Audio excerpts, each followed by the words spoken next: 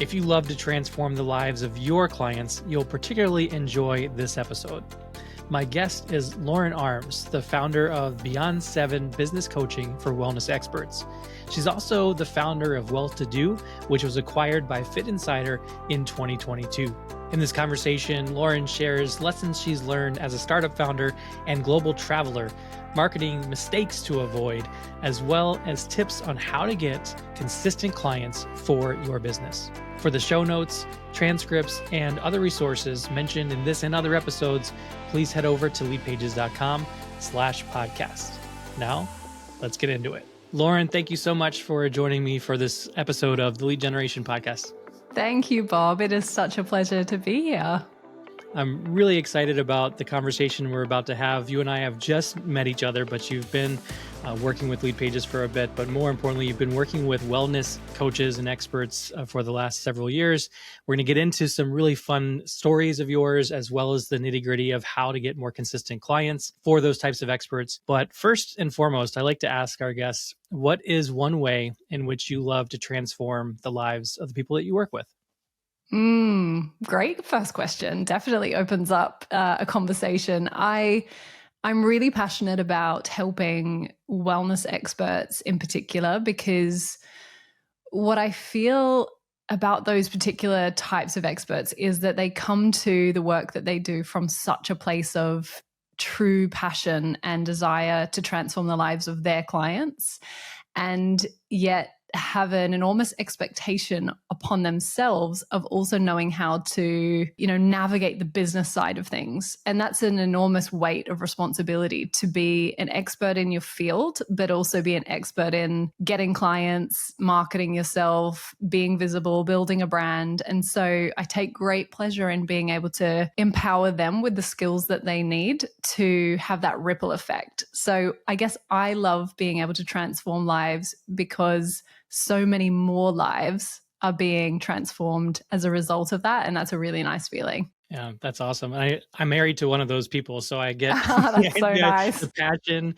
and the energy and the lack of marketing training that they get. So I'm really excited that you're serving that need for them. Now, for those astute listeners, they're going to pick up this lovely Australian accent that you have, but you don't live in Australia anymore. So talk to us a little bit about your own physical transformation from Australia to the UK. How did that come about?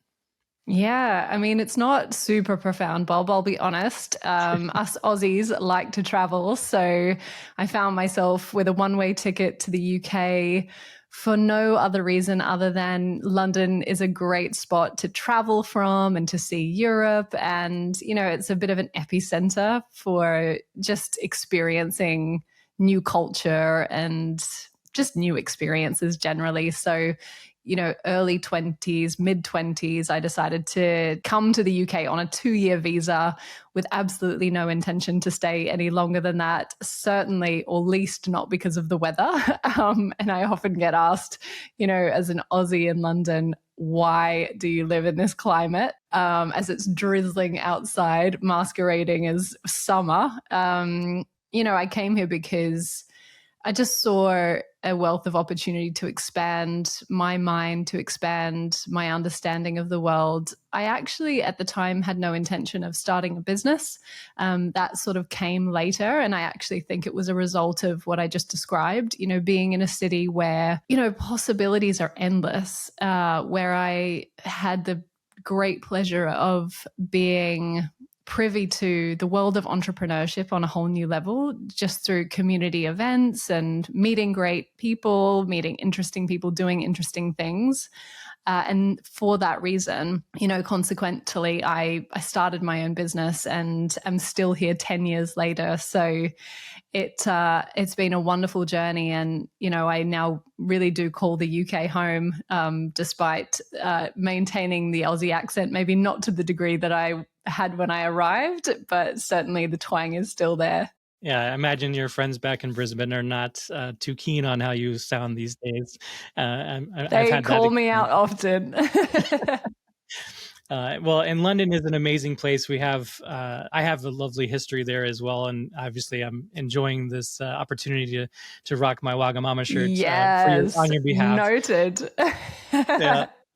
I am wondering about London itself, and I don't want this to turn into a food rave because of the shirt I'm wearing or anything like that. But are there any business lessons that you've picked up as you moved into London? You mentioned a few things about its cosmopolitan nature, but as you look out into the business world, and then the metaphor of what London is as this epicenter and cosmopolitan place, can you take a business lesson from the, I guess, approach towards how it is geographically to what a wellness expert can take on for themselves? Yeah, I mean, the wonderful thing about London is, it's multiculturalism, it's, celebration of all types of people and all walks of life. And, I'm a small town girl from Australia. I did not grow up witnessing that kind of diversity.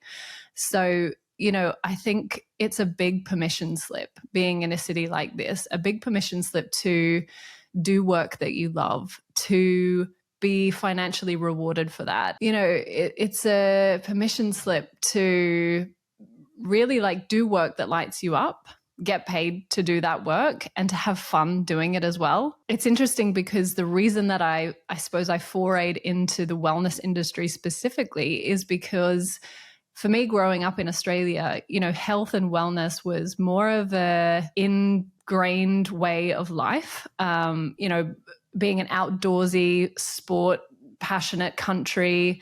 For me, growing up in a small town where my father grew vegetables in the garden, organic food was pretty standard for us growing up.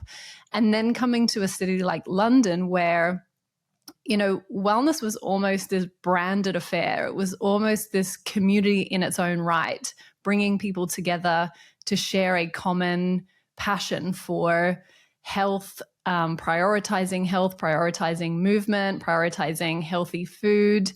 And I suddenly noticed that it was an industry where I'd never really considered it an industry before. And it was for that reason that in the early days of thinking about what type of business I wanted to start or run or found, I recognized within myself a passion for wellness. I'd never actually used that label before. And so being in this city where people do gravitate towards each other because of common interests was actually my permission slip to build a business based on something that I am truly passionate about. That's really cool. Let's talk about that now with the founding of WellToDo. We'll talk a little bit about the end of WellToDo and as far as your role in a minute. But how did this passion of identity, turn into I'm going to actually start this WellToDo business? What was it, and why did it become the central focus of your business life? Yeah, well, like I said, I was personally passionate about it, and there was definitely a culture emerging within the UK market and particularly London. So we had things like, cold pressed juice bars opening and, the Soul Cycle kind of variation that was the UK version of that opening. So indoor spin studios, all the things that we now consider to be quite mainstream, but were at the time, 7-8 years ago now, very new and very exciting and very revolutionary. Yoga studios, hot yoga studios, meditation, all of these things that were a little alternative were coming into the mainstream. And so I suppose like many entrepreneurs who know they want to start a business but don't know what type of business, I started exploring my area of passion. And WellToDo actually began as a blog. Very simply, it was me writing about the wellness industry, specifically in London. So the brand initially was WellToDo London. And I used my, passion for and skill in writing to sort of masquerade as a journalist and alongside my corporate 9-to-5 job, just start writing about different things that I was noticing, different trends. It was very much positioned as a lifestyle blog, helping people to discover new cool trends and things to engage in, to help them fulfill their own personal passion for wellness. It was like a what's hot, what's new, what's trending in London in the world of wellness. And I suppose through those conversations, I was mainly speaking to founders and other business people behind those businesses. And more what I became curious about was why they had decided to start a business in this space. And my questions became less about how are you helping people to live a healthy lifestyle? And rather, how are you building a business in wellness? So, a couple of years in, I suppose, and I was sort of still, one foot in my corporate job and one foot in this sort of side hustle at that time. I decided that if I was going to turn this into a business, it needed to have a clear vision behind it. And so it became a media platform to help its audience understand the business of wellness. And so I kind of coined this phrase in my mind, the business of wellness. What is the business of wellness? And that enabled me to start to develop, an event side of the business. We ended up building out an annual conference called the Business of Wellness Summit.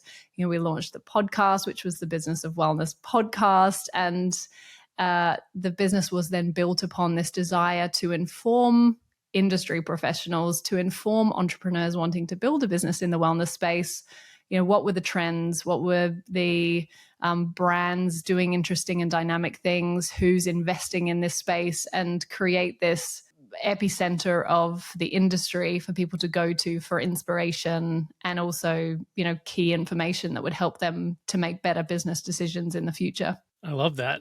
Did you yourself work with a business coach, or did you kind of learn from some type of virtual mentor from afar to bridge that gap from initial publishing person to, event and bigger brand lead? I was really fortunate in that I had seen a bit of a blueprint in a completely different industry. So I took a lot of inspiration from a very, very successful media outlet known as the Business of Fashion.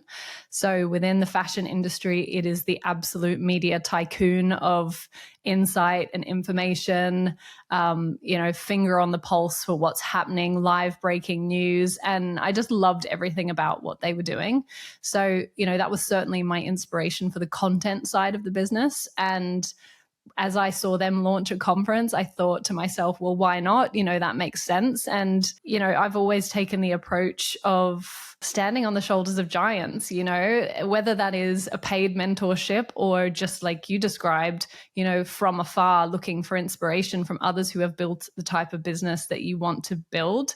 In my case, in those early days when I was completely bootstrapped and really just trying to figure out how to make money with this idea, it was so helpful to look at something in an adjacent industry and, replicate aspects of that I thought would also be useful to professionals and entrepreneurs in the wellness industry. So yeah, that was sort of my gateway to finding a business model that would allow me to explore this area of passion in a way that would also be commercially viable as well. That's fantastic. Curiosity, it seems to be your middle name. So I think that's really important as a person who, can learn from a lot of different resources. So that's great. So you had the successful brand of WellToDo London. It grew and exploded, et cetera. What made you decide to sell it? How did that transition come about? Yeah, so for quite a few years now, Bob, I have also been working with wellness experts. I suppose it became my side hustle from my main business, WellToDo. And that's just, typical of my personality, always having new ideas, always wanting to be exploring something new and being in that kind of visionary, creative space. And I suppose like most founders, you reach a point where you have to be honest with yourself about how far you have the ability to take a business or a brand. And, I think those two things collided. My desire to explore the business coaching side of what I do more and with more focus. And at the same time, realizing that WellToDo as a business and a brand needed more. It needed significant investment. It needed a team who have experience to build a media brand. And I suppose I just felt that I had run my course with it. And I was able to, I suppose, remove a little bit of the emotion from that decision and recognize that it had potential that I no longer, I suppose, had the passion and the energy to fulfill and the skills to fulfill as well. And I suppose the third sort of contributor to that decision was, for me, entering motherhood. So 2 years ago, I had my first child, my little boy, Lockie, and, that changes things as well. You're suddenly forced to make pretty drastic decisions about how you spend your time and what's going to be a priority. And I was trying to juggle, 2 businesses, actually 3 at the time. We had a recruitment business that sadly did not survive the pandemic. So running 3 businesses, about to have a child and having to actually just have a difficult conversation with myself, with my husband, with whom I run these businesses, and just do what was best for both us and also the brand. Yeah, child is a startup in its own right? Right, Yeah, very much so, a dedicate full-time some job. lots of focus, lots of capital goes into developing that as well. Yeah. I'd love to just ask quickly before we get into the wellness expert client acquisition types of strategies that you have. How has that transition of family life changed the way that you operate your business or changed the way you see yourself as an entrepreneur? Yeah. So, and just to conclude the chapter with WellToDo, it was, acquired by one of our largest competitors in the US, Fitt Insider, who have continued the brand. And that's been a really lovely thing to watch. They have carried the brand on and are building the legacy of that brand. And it's given me a great deal of peace and gratitude to, to see that evolution of the brand. And to your point, Bob, a lot of emotional and mental space to focus on the life that I want to create in this new chapter of becoming a parent. And that has had its challenges, but I find it incredibly rewarding. And I think that you can learn so much about entrepreneurship from parenting. And I saw this advice recently, like from a guy who I really admire in the coaching space. He said, stop reading entrepreneurial books and start reading parenting books if you want to get good at running a business, because there's so much of it that's about, checking your ego and being more detached from the process and allowing the uncertainty and lack of control in so many situations that you face as an entrepreneur to be part of the joy of building a business. So yeah, it's certainly been a juggle. I think one thing that I recognized about myself and have really owned about myself is that I love work. And so I want to be an entrepreneur and a mother. And what's brilliant about, the life that I feel I have purposefully created is that my husband, Jamie, and I share those values, and we very much share the parenting journey. We are unapologetic about the support that we get in terms of just outsourcing life admin and things that take up time in your life, and being open, for me, being really open to getting support so that I don't have to pretend that I need to be some kind of superhero or super mum to achieve it all, that I recognize I can't do it all. And so unless I get support, unless I have a strong, village and team around me, then, I won't be able to realize all of those goals and dreams that I have for my life. Very cool. Now, you mentioned earlier your love of travel, and you had the chance to travel all over Southeast Asia, other places, et cetera, when you were a little bit in your younger days. I hope you still get to travel now, but can you share perhaps a business advantage that you feel that you have because of these peripatetic tendencies that you have of traveling everywhere? That's such a good question. And it's such a funny, timely question, because I actually haven't traveled for about 3 years. I know. I mean, we've done a little bit of driving into Europe, but on Monday, I'm about to get on a plane to Bali for the first time in 3 years. And I feel quite nervous and nostalgic about it, because like you say, I did do a lot of travel in my youth. But I think I recognize that there's a season for all of that. And I'm so glad that I utilized, my 20s to travel as much as I could, to take the risks that I took to start a business when I had very little, real responsibility in my life. And I've just embraced that, the season of both, obviously the pandemic and Australia's borders being closed and it just being a total nightmare to even try and go near Australia, that it was just a time for me to recalibrate, to consolidate a lot of my life, to sell the WellToDo business. And it feels quite timely when you ask that question, that on Monday I'm about to go back to Southeast Asia and experience some of what I really love about travel. And I think it's going to be a nice opportunity to get into a little bit of creativity. I mean, travel inspires so much creativity, doesn't it? And it just takes you out of your everyday and allows you to see things with a fresh perspective. And I'm actually really, really looking forward to experiencing that again. Great. Well, Bali's a great place to do it. Yeah, totally. I hope you get to Ubud and get to spend some time in the center, as well as, if you have a chance, there's a little town called Ahmed up in the northeast corner, which is a fun place to do a little scuba diving. Oh, amazing. Yeah, well into that. Yeah, perfect. I want to pause here for just a moment and ask you listening, has this episode already inspired you to want to ramp up your online marketing? Well, you're in luck, because we have a special offer for our podcast listeners that will help you make your dream a reality. Get 30% off Leadpages when you start your free trial today. You can build high-converting websites and landing pages in minutes or hours, promote your special offers with pop-ups and alert bars, and track your results with in-depth analytics. Go to leadpages.com/TLG30 to save 30% and start building your business. That's leadpages.com/TLG30 to get the deal before time expires. Now, let's get to the second half of the episode.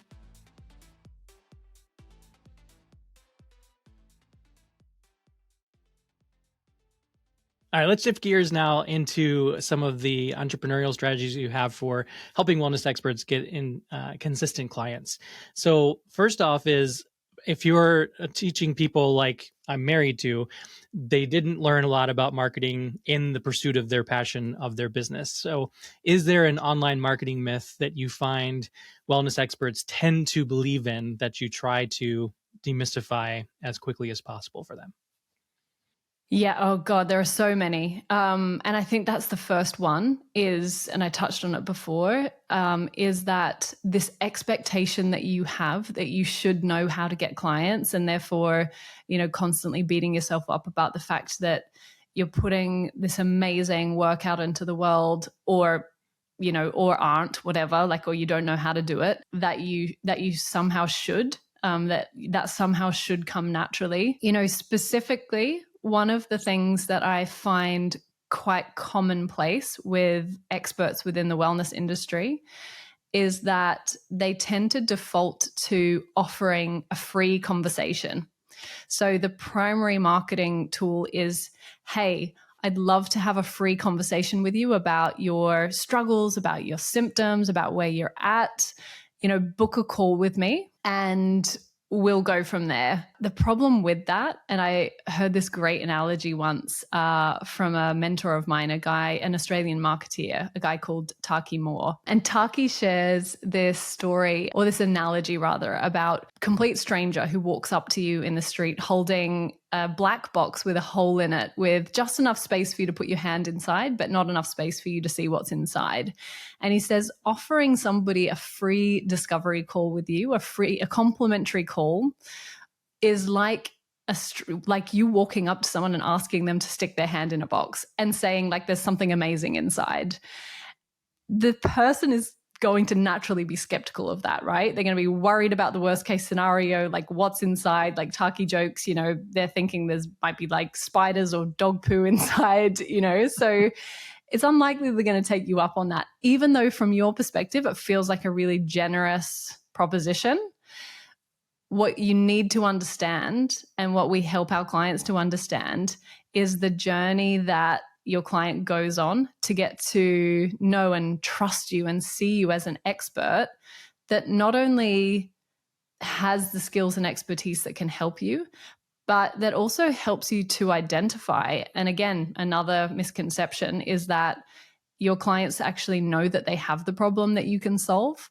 And offering them a free call to talk about their symptoms assumes that they know and understand what's wrong with them. And again, because health practitioners and wellness experts tend to know so much about the symptoms that they solve, they assume that their potential clients or prospects also understand those symptoms. And the reality is that most people that discover you for the first time as a wellness expert have no idea that they even have those symptoms, or they don't consider them to be symptoms. They just experience them as their normal everyday life.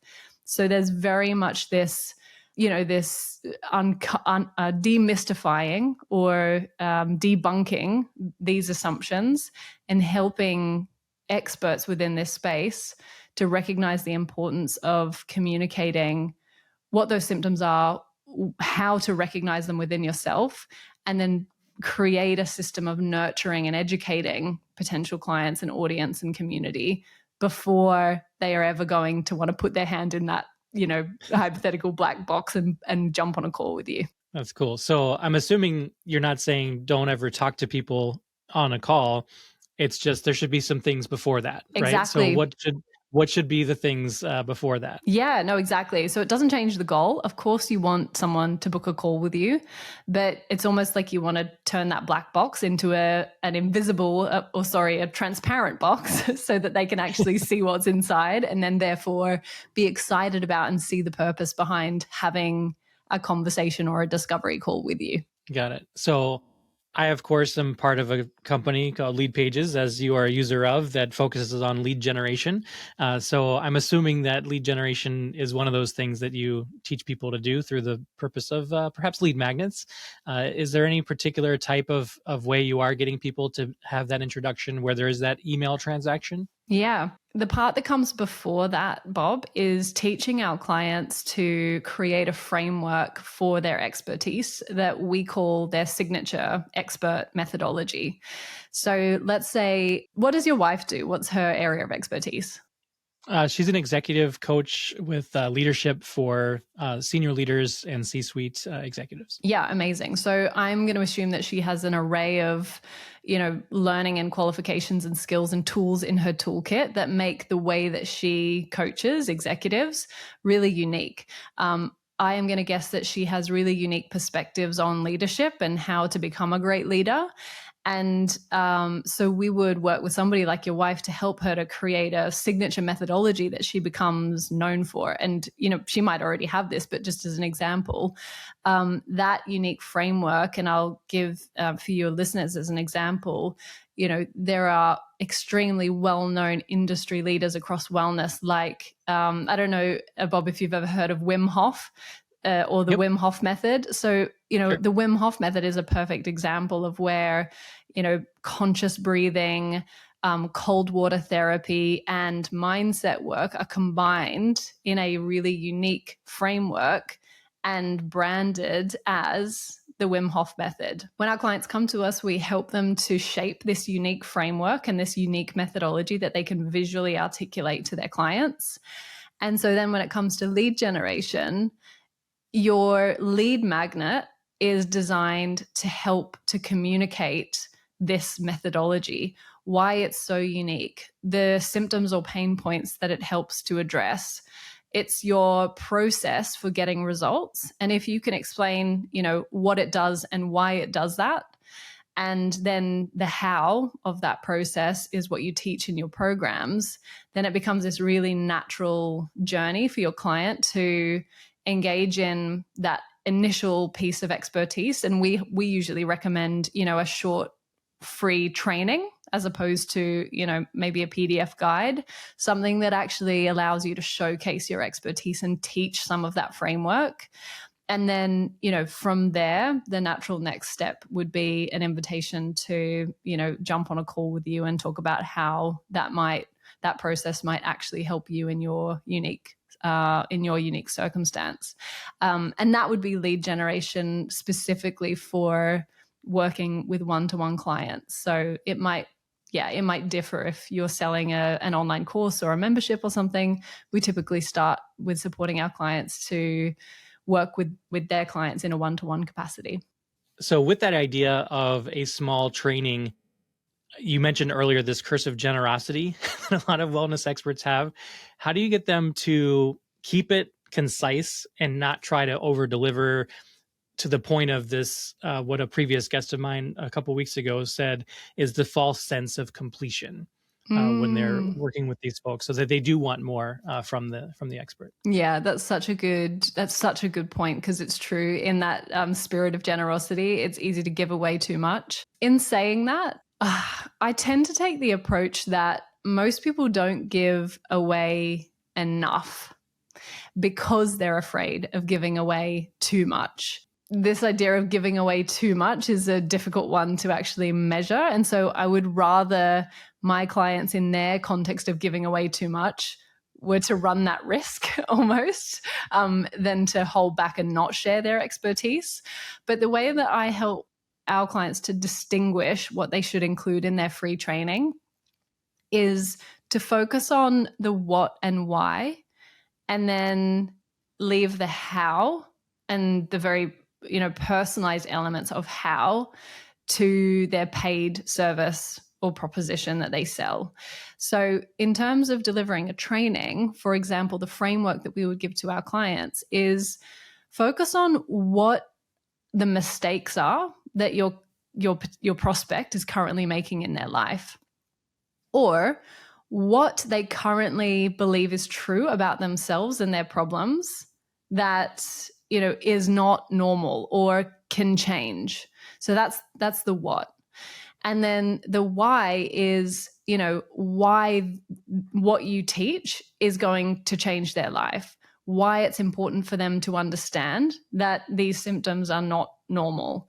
And, just those two subject areas, if you're an expert in the health and wellness space, can create so much connection. It can create so much empathy. It can create a fertile ground upon which someone feels ready and also sees possibility within themselves for change. And frankly, if you're suffering from anxiety or, bloating and IBS symptoms, or, you want to lose weight and you don't know how, there's a plethora of information on the internet about how. Okay, you can go out and find the information about how. I think most people, when they are looking for a transformation within their health or within that realm of well-being, are actually looking for someone to hold their hand and support them with the implementation of that information, and specifically somebody who they see as credible, qualified, and trustworthy. So your free training is an opportunity for you to show that you understand who they are, what they need, and what their life is going to look like when they finally have the tools to transform it. And that none of that is about the how. It's simply about connecting with the pain point, the struggle, and then the possibility. Love that. So in essence, there's a lot of awareness that you're getting the expert to be able to get that potential client to see in themselves, so that they want that implementation and perhaps accountability help with it. Yeah, 100%. Cool. So can you provide an example perhaps of a successful client through one of your programs where they went from essentially what's one-off sessions to more of a packaging version of what they offer as a service? Yeah, perfect example. The first person who springs to mind is a client of mine, Alice. And Alice is a prime example of someone with multiple qualifications, multiple areas of expertise, who felt constantly like, a round peg in a square hole, trying to force herself into the pigeonhole of I'm a nutritionist or I'm a, Reiki healer. And she had all of these skill sets, so a women's health expert, a nutritionist, a qualified Reiki healer, a massage therapist, wanting to bring all of those things together to provide a transformation. And instead, she felt limited. Instead, she was offering one-off nutrition consultations and actually relying quite heavily on working in the public health sector, which in the UK is a great place to get experience, but it's extremely limiting, and renowned for being, not necessarily remunerated in the fairest possible way. So she was at a point where she was ready to start working in a more private capacity, working with her own clients. So her challenge was, okay, well, how do I bring all of these skills together in a way that is seamless, offers a unique transformation? And so we worked together to formulate this blueprint, which Alice ended up calling the high vibrational living method, or HVL method. Okay, so really marketable, very suited to a premium female high performance avatar or client profile. Built this beautiful brand and program around it, which she wanted to deliver over 6 months. So again, working very closely with the client with a commitment of 6 months to achieve that transformation.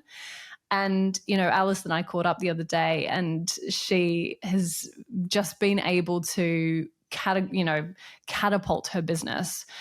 She's able to work with clients that she loves working with, get them exceptional results. She feels clearer than ever that, in her own mind, her expertise makes sense, and therefore it's so much easier for her to speak about it in a really unique way.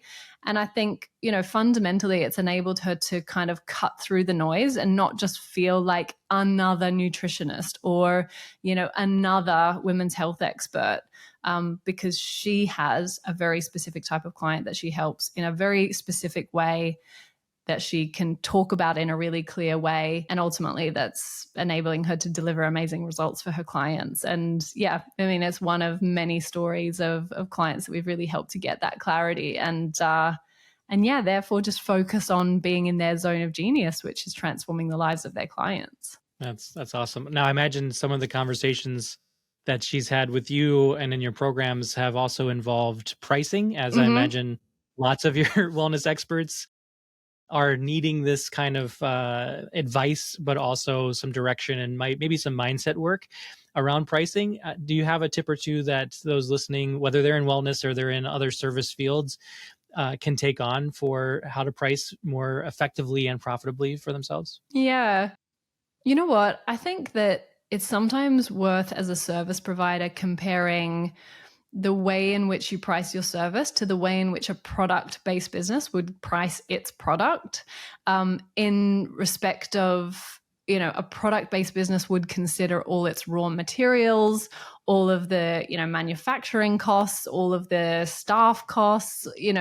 When you're one person delivering a service, it can often feel like, those aren't considerations. And so I often draw the parallel for my clients between, the raw materials that might go into a physical product. Say you're selling, a bottle of vitamins, the cost of the container that they go into, the cost of the ingredients inside of that vitamin pill. And I draw the comparison to the qualifications that you have spent time and energy and resource gaining, and sometimes for clients that I work with, that is years of their life. It's thousands, even tens of thousands of dollars spent on university level qualifications or, diplomas or online courses, ongoing professional development. And to start thinking about all of those as factoring into the price that you charge. And it's that 10 years of study and experience that enables you to get a result for someone in 1 hour. So you're not charging for the 1 hour, you're charging for the 10 years that it took to enable you to achieve that transformation with your client in that 1 hour. And I actually posted to that effect on Instagram the other day. And it really got people thinking, to stop thinking just about the transaction of time that you spend with your client face to face, and think about everything that has gone into being able to deliver that level of expertise and that transformation. And I think that flips a switch in people's minds and gives them permission to charge for more than just that client-facing time, and consider all of the other things and factors and costs and, and outgoings that have gone into being able to deliver that. And that's the mindset shift that I think has the most significant impact on raising prices. And, from there, I think there's a lack of transparency amongst wellness practitioners about what is being charged. So given my, bird's eye view, having worked with hundreds of industry professionals in this space, I give my clients a table that provides direction. Like, if you have this many years of experience, this is a good place to start in terms of pricing. And all of that shifts as well when you stop charging by the session and start to charge for a program and for the transformation that you provide in that program as well. That's cool. Now, I know you teach about this in some of your programs. I just want a little sneak peek, if we can get it, which is once you have that person as a client for that initial package, obviously it's really good for these types of experts to plan for that second and third sale, or perhaps ongoing kinds of revenue from the clients that they work with. Any tips that you have there when it comes to those that have a successful first package to get the same person to buy from them again? Yes. My biggest tip on that would be not to wait until the program is complete, because at that point, your client feels like they have concluded their experience. The most important thing for you as a coach or as a guide for this individual is to show them a future, and you need to show them the future whilst they're still in the experience. So for me, it's about timing, and to think about, if your program is on a scale of 1 to 100, at that 80% or even 70% mark of completion, that's when it's time to start sowing the seeds for what's coming next. Otherwise, what happens is your client gets to the end of the program and they say, Bob, thanks so much for that. I've learned so much. I now need some time to go out and implement that. And that may well be true, but typically there is an opportunity for you to continue to support them and nurture them. And if that's the case, it's about having that conversation at that, 70% mark instead of at the point of completion, when your client is in a different mindset and kind of ready psychologically to conclude that relationship. You've spoken a little bit about one-on-one services and packaging them in a more productive way. There's a lot of talk, as you hear, and I'm sure you even share, about creating courses around your expertise. When is a person ready for the online course version of what they do? Is there a point that you have where you let them know, like, yep, it's ready? Or is there something else that might hold people back for that? Yeah, great question. And I'm really passionate about this, particularly for health and wellness practitioners. And I think that it's nuanced specifically for them. And I often shine a spotlight on this because what I feel is that there are a lot of marketing gurus peddling this dream of passive income and just launch an online course and it'll be great and it'll sell on autopilot and all of those things. And I'm not dismissing the possibility of that. What I do emphasize for our clients is the importance of that foundational experience that comes through working with clients one-to-one. Importantly, it's also the service that you can charge the highest price for, working one-to-one. And so it enables you to build a financial foundation upon which, at a later date, it's worth exploring, online courses. And then the third part of this is that, working one-to-one gives you a really clear sense of those repetitive challenges that come up time and time again for a client that end up being the framework for an online course, because you see those, consistent challenges or questions that come up through working with clients in a one-to-one capacity that end up translating really nicely into, a self-study or online course format. And I think what often happens, and having launched multiple online courses myself, is that there's an underestimation of the level of work and time and effort and resource that goes into not only creating an online course, but also launching it and then also sustaining the sales of that online course, because it requires considerable additional lead generation. And then B, to that point on lead generation, it's a volume game. So if you're just starting out and you don't yet have an established community and audience, sure, you can certainly fast track things with, paid traffic and, paid ad strategy. But like that in itself, as I'm sure is a science and an art that requires probably a full-time member of your team. So, I look quite honestly at our team and what it has taken for us to deliver and sustain sales of an online course. And I'm very transparent about that with our clients so that they can know and anticipate what's required of them to deliver a successful online course. And for that reason, since most people come to our consistent clients program as a newbie trying to just get consistent income, get consistent clients, it's about keeping it simple. Let's start with one-to-one delivery. Let's build your authority as a leader and expert in your field of expertise.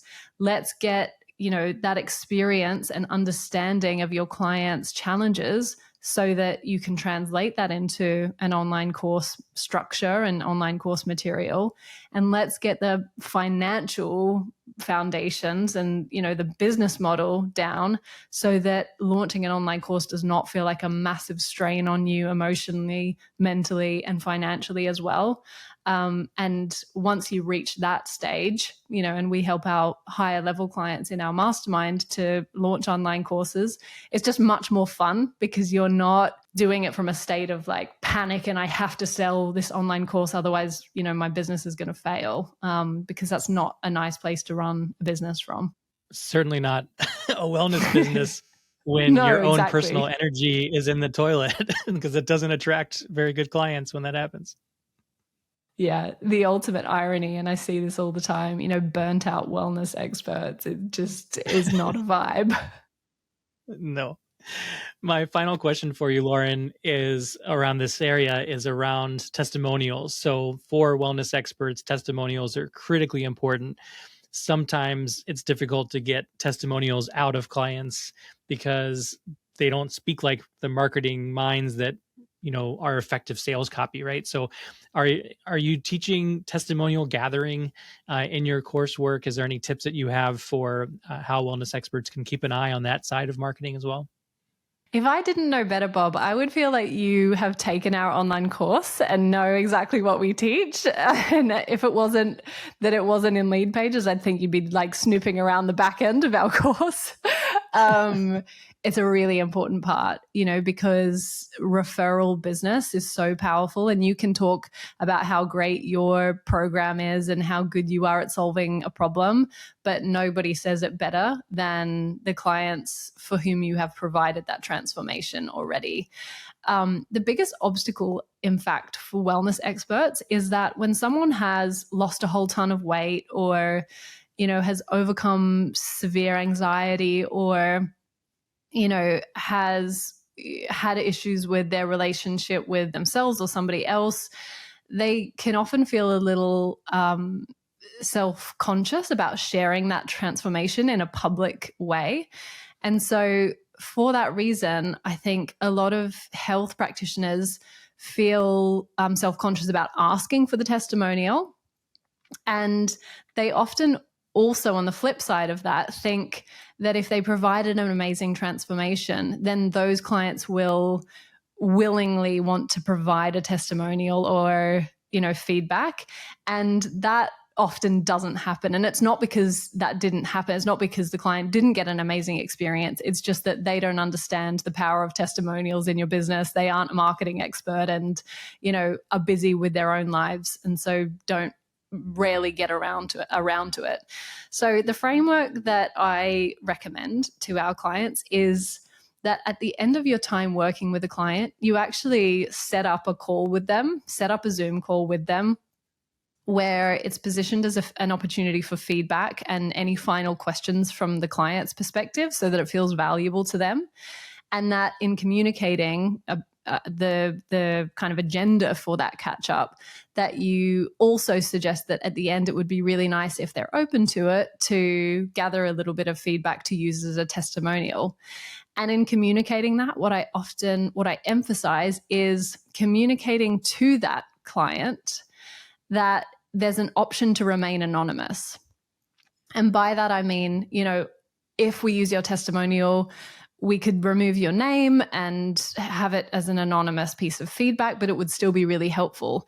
And I think when you alleviate all of that worry or concern or self-consciousness from a client's mind, they are much more likely to take you up on the offer or take you to say yes to the request. And as a result, you get that feedback as a starting point. And then I think it's just about having a clear framework for those questions. And very simply, the questions that I recommend you ask are, where were you before we started working together? What did you love about the transformation that we created together? And what is now possible because of that transformation?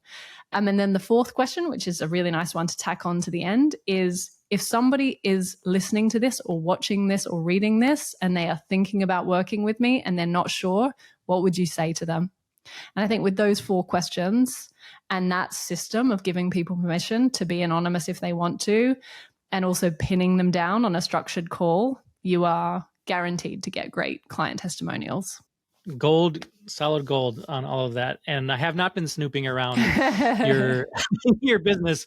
I, again, am just married to your ideal avatar, and I see the challenges that she faces. And I've been coaching coaches for 20 years as well. So I get this, and I'm really glad of what you shared, because these are really critical questions. And I think that it's beautiful how to frame that up. Lauren, thanks so much for joining me today. Is there a place that you would like our listeners to go to learn a little bit more from you on getting consistent clients so that they can impact more people with less effort? Yeah, absolutely. I mean, my website is a great place to start, which is laurenarms.co as opposed to .com. That one was taken, unfortunately. And also Instagram, come and connect with me at Lauren Arms on Instagram. Send me a DM. Let me know what's resonating with you about the content. And there's a link in my bio there. And perhaps, Bob, you can share this with your audience as well for a free mini course that I teach, which helps you to understand, what are the exact steps that you need to take to become booked out in your business as a wellness expert and build a really profitable online business in the wellness industry. Fantastic. I did lie just now, because I did have one more question I meant to ask earlier. You are an Aussie living in England, and this show is coming out right about the time that potentially Australia and the UK are going to be going against each other, or actually England, not the UK. England and Australia are potentially facing off in the Women's World Cup. How are you going to root? What's the side that you're going to go for? Oh, I'm an Aussie 100% at heart, and I as much as I love the UK and specifically England, my heart will also always be in the Aussie camp. So yeah, go the Matildas. Awesome. And maybe the home team can pull out a nice upset. Very cool. All right. Well, thanks so much, Lauren, again, for being here and for being such a great user of Leadpages. The pages you create and your team are making are amazing. And it was really a privilege to talk to you today. Thanks, Bob. Appreciate it.